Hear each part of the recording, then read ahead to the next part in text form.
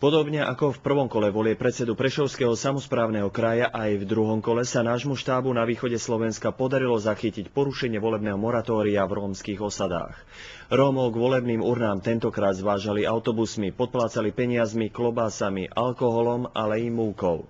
Zatiaľ, čo sa náš štáb pri natáčaní týchto praktík pokúsili Rómovia napadnúť, volebný tím kandidáta Dušana Hrušku už podal podnet na ústrednú volebnú komisiu.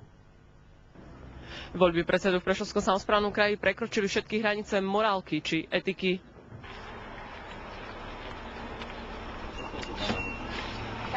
Čau. A vy čo robíte? Čo ste, fašisti? Fašisti ste?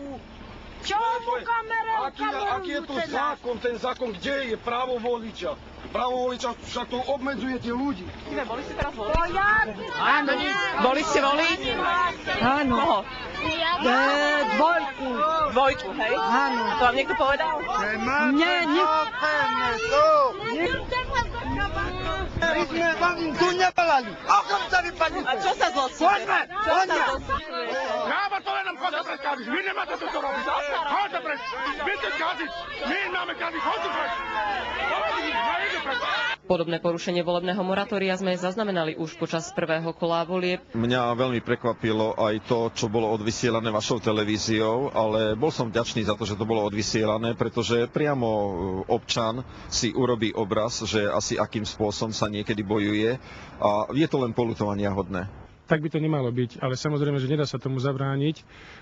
Mal som včera večer informácie od zase mojich ľudí, že takéto veci sa nejaké dejú, avšak neviem sa teraz k tomu vyjadriť a necháme sa prekvapiť, ako to skončí o 22. hodine. Zatiaľ, čo Hruškovci sa po prvom kole poistili a do 146 osad v Prešovskom kraji nasadili svojich informátorov, ktorí by porušenie moratória zaznamenali prostredníctvom fotiek či videozáznamu.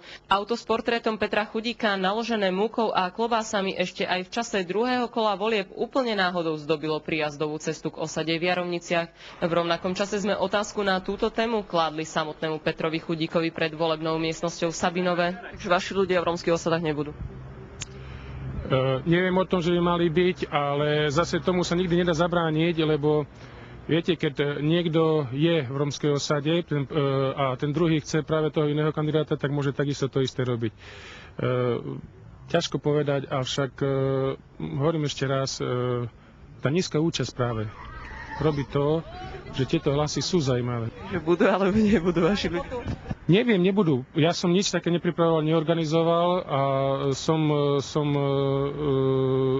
som presvedčený, že malo by to byť v duchu fair play. V duchu fair play, ale tieto voľby určite neboli. Ja osobne som podal podnet na obvodnú volebnú komisiu v Prešove, na krajskú volebnú komisiu v Prešove a národnú volebnú komisiu.